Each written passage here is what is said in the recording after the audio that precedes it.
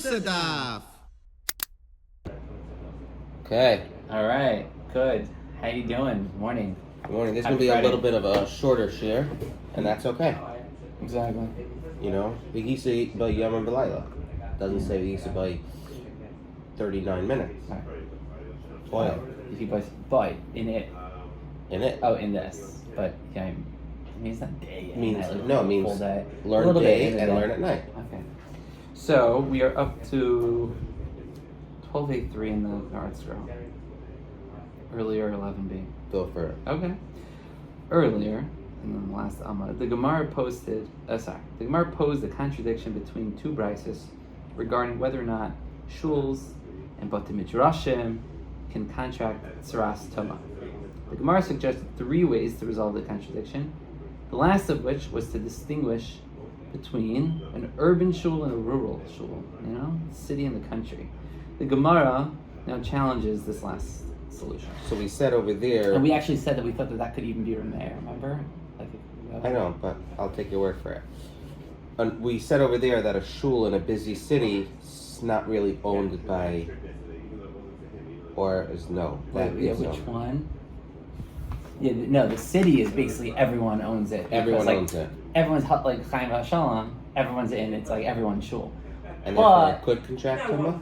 And therefore, no, because things that are shared are not contracting Tumah. Because remember, by contracting Tumah, it says Beisacha or Beis Loi. These buildings, therefore, cannot be said to belong to any one person or group, and no one can claim a distinct share of ownership. Consequently, like Benjamin just said, they do not satisfy the condition of the one whom the house is his. Yeah, bias I should like. So, but like, go out to Balakinwood. Where's that? Pennsylvania. A rural synagogue. Yeah, a suburb of Philadelphia. It's built only for the local population. Yeah, no one's coming in there, Right, yeah. and therefore it can get saras.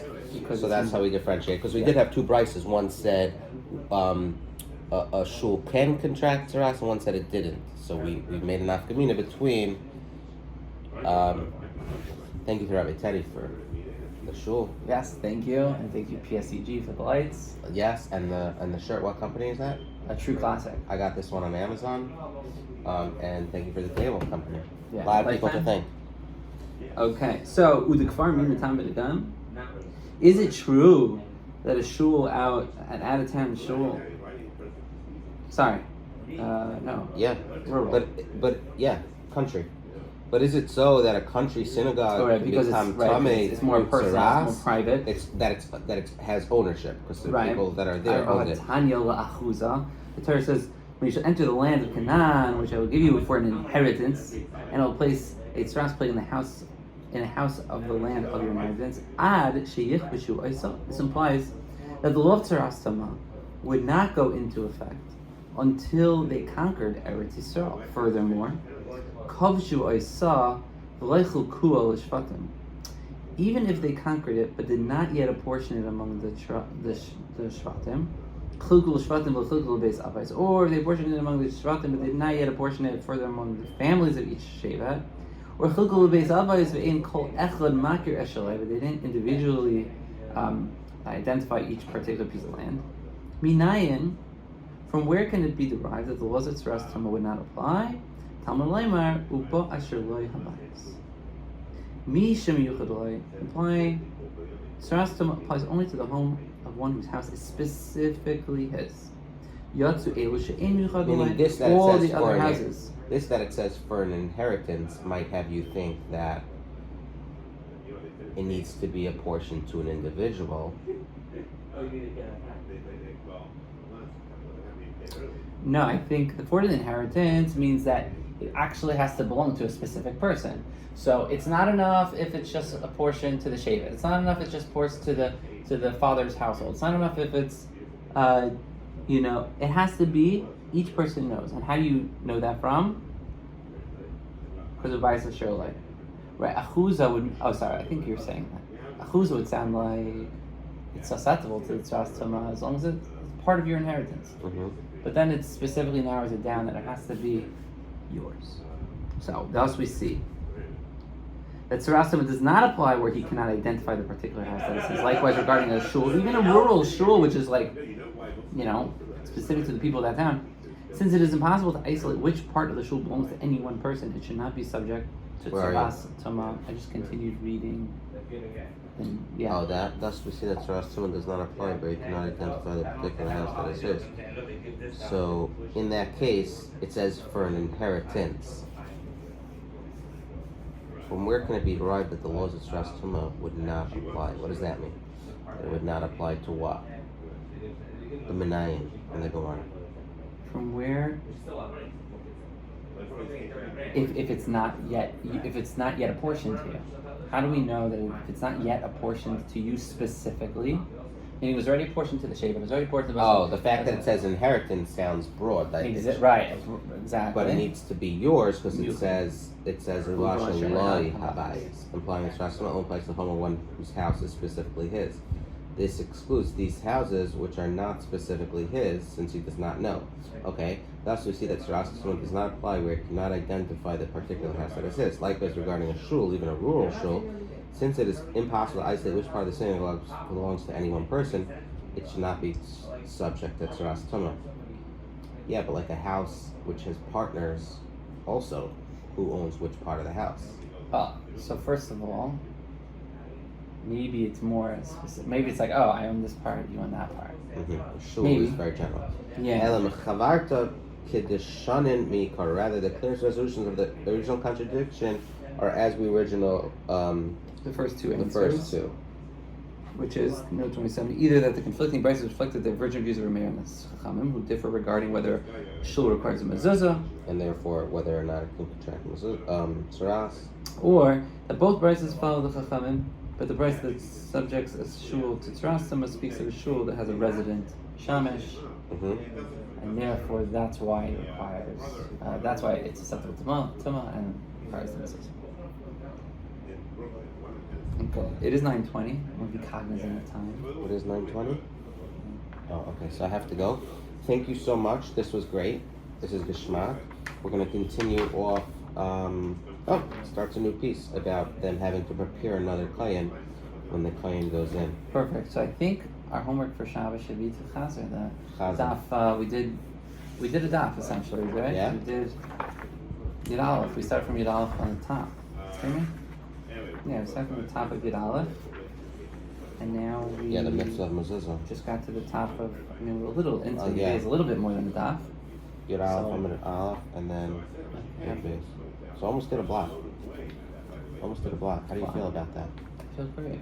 Also, I feel like it's less pressure, but I enjoy the learning. The yummy of it.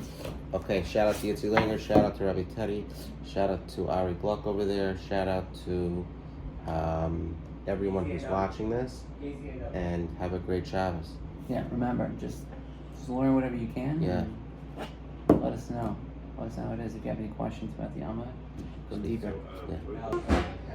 Okay, and welcome. Welcome. You know how you know I'm strong, Benjamin? Because my undershirt's popping out of my shirt.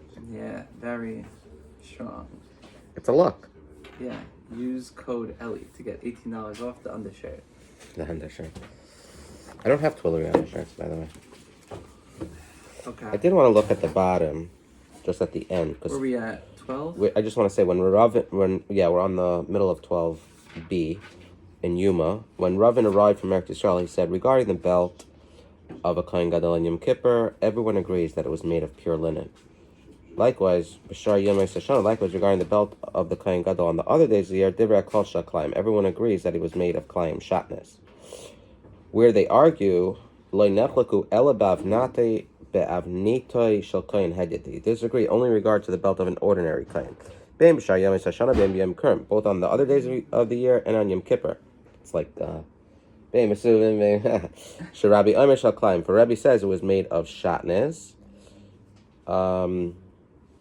They wore. Everyone agrees the Kohen Hedyot wore the same belt the whole year, including Yom Kippur. Okay. According to Rebbe, they wore shatnez, and Rebbe Lazar, Rebbe Shimon, he says it was butz. It was made of pure linen. Okay, now we are going to say proof as to how we know that it was Rebbe who said that the belt of an ordinary kohen was made of kalayim. I think ordinary kohanim feel they all probably strive to be the kohen gadol, right? Like that's. Oh, it's tough. It's one position, you know. It's like. And some of them did it for decades, like they were the Kohen. kohen gadol. No, the kohen gadol. Kohen gadol. Yeah. Later on in the Masechta, we're going to learn about the foot race. Oh, yeah. And then they pushed off. Yeah, So that just goes to show that the Kohanim worked out, they ran. It wasn't by chance. That if you wanted to win, you had to be physically in shape. You gotta be physically in shape. I mean, you're lifting animals, right? Those animals are heavy. No, but you had to run to be the first. Whoever got their feet first Right. on the ramp. Yeah. Then he pushed one off. It was like competitive. ESPN would have picked that up. Mm-hmm. ESPN 8, maybe, but... ESPN 8. Oh, 8 for the 8. Begadim Right. Elokai. Such a genius. You have to always, Yitzi, you always have to like chaj benois what he does. He doesn't even realize his brain is so talented. Oh, we're learning here in KCNW, Rabbi Teddy Shul. But many times, people listening to this in 8 years, by the next daf or whatever Yoma is, Be at the new shul. we're going to be at the new shul. And that new shul is going to be in Yerushalayim. Yeah. I think it's, what's the address there, Rabbi Teddy? The new shul? Yeah. 815 Flanders Drive. 815 Flanders Drive. But Akiva Glatzer might sell 770 Flanders Drive If we will look because at he it. owns the home. That would be a Can you solid just nightmare, sell by the- the way. Can you, Trying to oh, find. sell the address or Yeah, swap the yeah, addresses? yeah. So it's on the wrong side of the street then. I don't know if you would get approved for I that. don't think so, no. But you could put up the shuls at 770, and when they get there, it says, almost, go down the block to 815. Not bad idea. I don't think Akiva's going to agree to it either. But, Right. Okay. Now, what does Rav Nachman bar Yitzchak say? Amar Rav Nachman bar Yitzchak. It doesn't mean that his father wasn't a Rav, does it? Do we see in the Gemara Amar Rav Nachman bar Rav Yitzchak, or it's said to be? It's not that. It's not a reflection on whether or not his father was rabbinical. It's just saving words.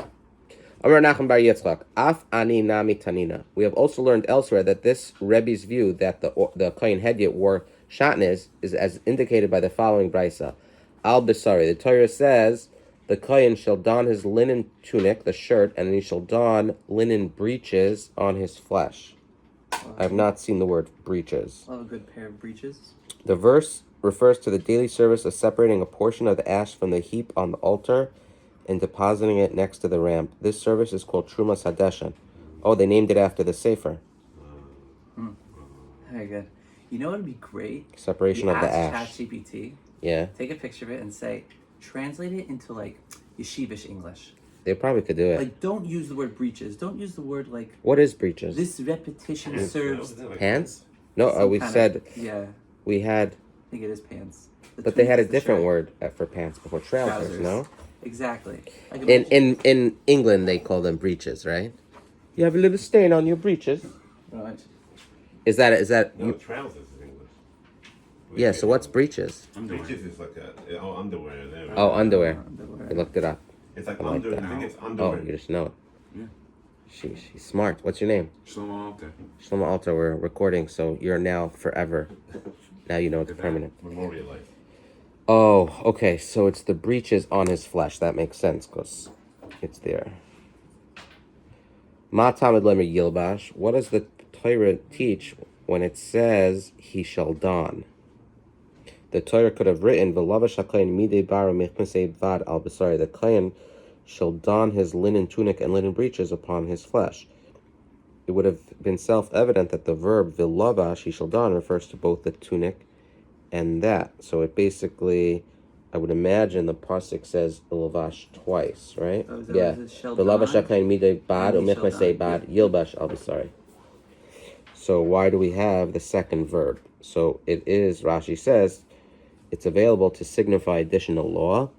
Matam lemer yilbash lahavi You have to wear the mitznefes turban v'avin and the elo belt b'sadeshen. When you're doing the Trumas Hadeshen. This repetition serves to include the turban and belt among the vestments required for the Trumas Hadeshen. Divrei Rabbi Yehuda. These are the words of Rabbi Yehuda. Reb Daisa says, Lahavi Bigdei Kayin Gadol B'Yom HaKippurim. It serves to include the white vestments worn by the Kayin Gadol on Yom Kippur, She'en Ksherin L'Chayin Hedyet, as being fit for an ordinary Kayin.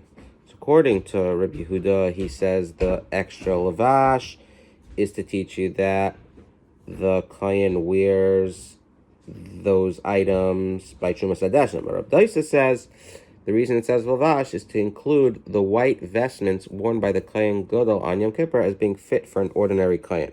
Note 14. Reb Daisa links the extra word yilbash to the same word that appears in reference to the 4 white vestments worn by a Gadol on Yom Kippur. K'soinus bas kodesh yilbash, he shall don a sacred linen tunic in Vayikra. From this Gzeira Shava, we derive that after the Kayin Gadol wears his 4 white vestments on Yom Kippur, an ordinary Kayin may wear them when he performs the temple service year-round. Those exact same ones? Yeah. Okay. So Rebbe challenges Reb Daisa. We're still in the Brisa, and we're getting to the meat and potatoes with a little bit of a fork, and we're going to cook a little bit.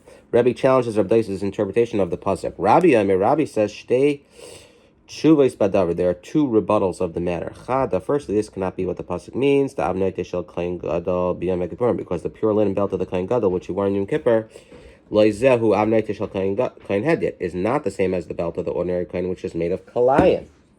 Right there. The oid begadim shenishtamashta bahen kedusha chamura, vestments that you have already used for the services of greater sanctity, tishamish ben kedusha kala. Can you then use them again for services of lesser sanctity? Right. The Kayin Gadol wore linen vestments inside the Kodesh HaKadoshim. It is unlikely, says Rabbeinu El Yakum, that the Torah would allow them to be used by an ordinary Kayin year-round for services outside the most sacred area. Ela matam leber yilbash. Rather, what teaching does? So what does it mean yilbash? Hold on. His 2 questions were on Reb Daisa, not on Reb Yehuda. Ela matam leber yilbash lerabis es hashchakin. This extra term serves to include worn-out vestments among the garments fit for kahanic duties. A kohen may wear worn-out vestments for any service. Torn garments, however, are forbidden. So this yilbash is teaching you that it is that. So really, Rebbe's coming and saying a third reason why it says Yilbash. He doesn't agree with Rebbe Yehuda, even though he didn't ask any questions on what Rebbe Yehuda said. The Azda Reb Daisa l'tamei, and Reb Daisa follows his own opinion in this regard. For the Tanya, for was taught in the Brisa, v'hinicham sham. Nichan Sham Yisrael. Is that the words? Oh, different words. Sorry. That was from myself. Regarding the conclusion of the Yom Kippur service, the pasuk states the Kohen Gadol shall remove the linen vestments that he wore when he entered the sanctuary, and he shall leave them there. This teaches that they require permanent concealment and are forbidden to be used ever again. Reb Daisa Omer teaches only that the Kohen Gadol may not use them on another Yom Kippur. They are, however, fit for year-round use by an ordinary Kayin, as Reb Daisa derived earlier. So, we learn from here that Rebbe allows or says the belt of the ordinary Kayin was made of kalayim. That's why we brought this brisa, and we proved that. But it comes out that if someone stops you in the street and says, Rebbe Yamin, what's pshat? It says Yilbash twice in this pasuk. It could really just say it once. That's the way Rashi explained the question of the Gemara on Yud Beis Amid Beis. Stranger, danger. Not really, it's just a stranger. Because he's asking a pasuk. It's not like he's asking... So I would say, L'Rabbi says Shchokin. You're allowed to wear worn-out vestments. That was one answer. That who said that? That would fit with Rebbe. But Reb Daisa would say fit the with Rebbe. Reason is... I don't think that would fit with Rebbe. That is what Rebbe says. I think we already said before that the Yilbash comes to include... it's a three-way machlekes. Right, you're right. It's Rabbi Yehuda, Rabbi Daisa, and then how Rebbe would have to answer it. Right? I don't even think how Rebbe... I think it says Rabbi Omer. Rabbi says. Like this is Rebbe talking. Yeah, you're right. The Rabbi says Shulchan is Rebbe. Yeah. Rabbi Yehuda was the one that said it's to include that you have to wear a turban and a belt when you do the Trumas Hadeshin. Rabbi Daisa says that it shows that you're allowed, that a regular kohen is allowed to rewear what the kohen gadol wore on Yom Kippur. How can you do that? It's a different type of belt. It's not made of shanis. Okay, according to him, he holds the other opinion. He says that's why it says v'nicham sham. The Torah says adarabba. The question is, he holds to the rest, why does obviously it not say made. v'nicham sham? But he would also have to go according to the Madam Amr that regular kohanim don't wear shanis belts because it's not a shanis belt. Right? No. It doesn't feel like Rebbe. Okay, the Gemara resumes its discussion of what occurs when a claim becomes disqualified. We're going to do a little bit more. Rabbi Isai. Hang on, we're going to finish 12b. You might be watching and being like, oh, they didn't video yesterday. There's a piece missing from Yud Beis for those that are using this as their sole source of Torah. We were gathering the 9:30 minyan yesterday. I needed the phone to do it. And you know what? We gathered 23 people for the minyan at least. So why didn't you just use my phone? Because Binyamin, show them Binyamin. Binyamin's phone is very incapable of providing the service we need. Is there video? It says the time. It does take video. I don't know how much memory there would be. We can get about 8 seconds worth, and then transferring it to YouTube requires many cables. We're trying with this. We'll see. What have been the limitations as it relates to the flip phone, and have there been any pros yet?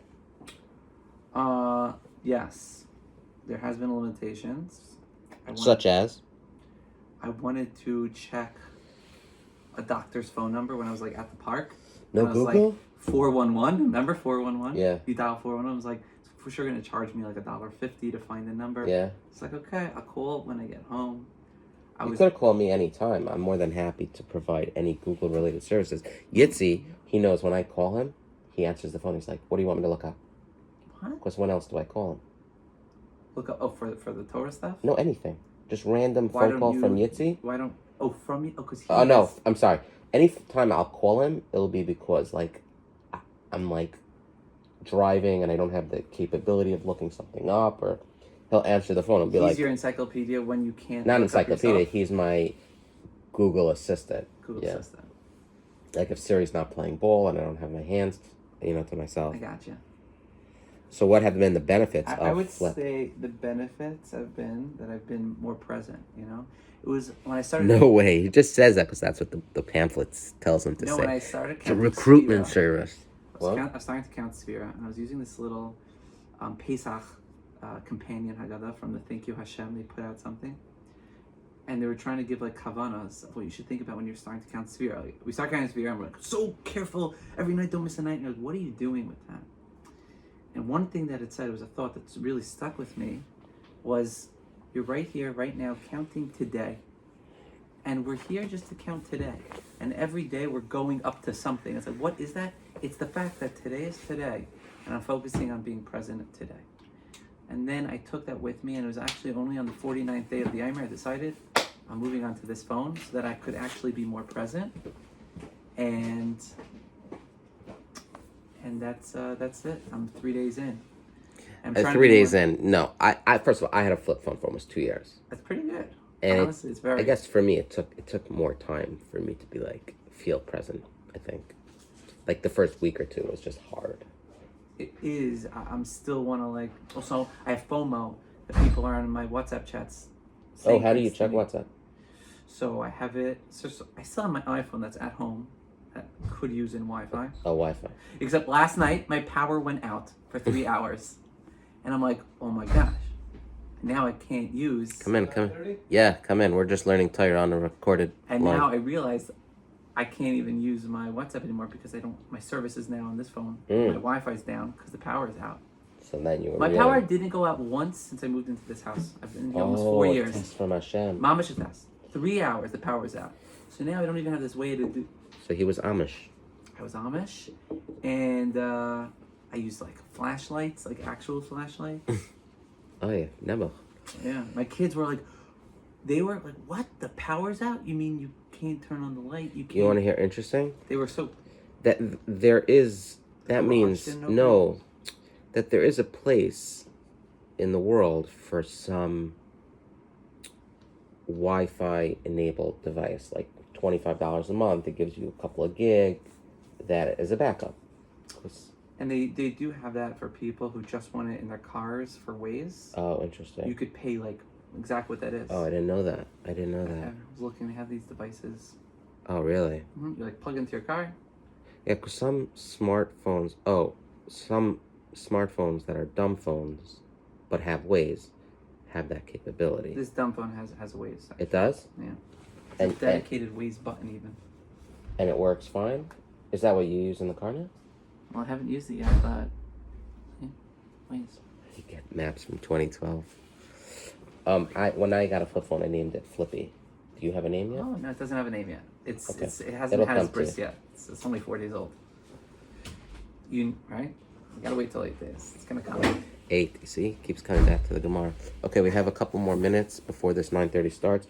Tana Rabbanan, Eirai by Psul Uminoi Acher Tachlev. If a temporary disqualification occurred to him, this Kohen Gadol, the first, and they appointed a different Kohen Gadol in his stead to serve on Yom Kippur, Rishon Chayzel Abadai, the first original Kohen Gadol, when he becomes fit again, returns to his service, displacing the substitute.